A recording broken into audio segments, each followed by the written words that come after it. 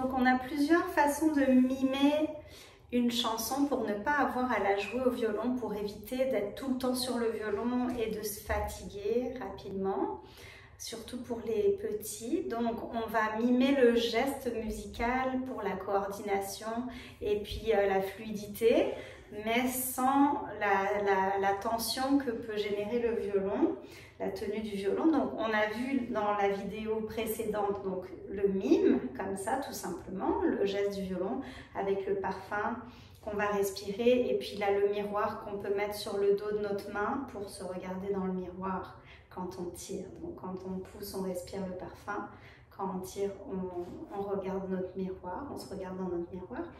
Mais on peut aussi donc mimer avec le bras frotté, donc c'est-à-dire si tu as un parent ou un ami qui va tenir ta main gauche, donc les deux mains seront tendues, les deux bras seront tendus, et avec la main de l'archer, on va frotter sur le bras, donc tirer, pousser. Donc par exemple, un petit soulier, ça ne fait pas mal ma tape, etc.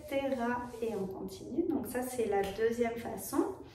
Une autre façon, quand on tient donc notre archer, tout simplement, on peut tirer et pousser. Donc à cheval, nous allons sur le pont Madelon, avec l'archer vraiment bien vertical.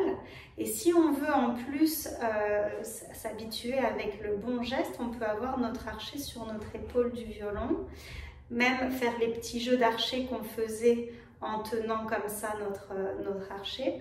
On peut le faire comme ça avec notre archer sur l'épaule, bien s'assurer que le pouce ne serre pas. Là, j'ai mon pouce sous la hausse, donc le pouce, il sourit vraiment en dessous, et surtout, il n'est jamais trop rentré comme ça à l'intérieur. Il est vraiment au bord de la baguette, et on peut faire des petits battements de chaque doigt comme ça. Donc en tenant, on peut même maintenir notre baguette avec notre main pour assouplir notre pouce.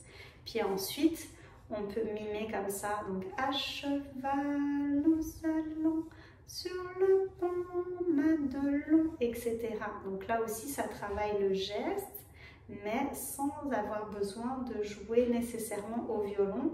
Et on s'habitue comme ça à ne surtout pas serrer nos doigts. On peut même s'amuser à les enlever comme ça, à les remettre un à la fois ou plusieurs. Ok? Voilà pour aujourd'hui.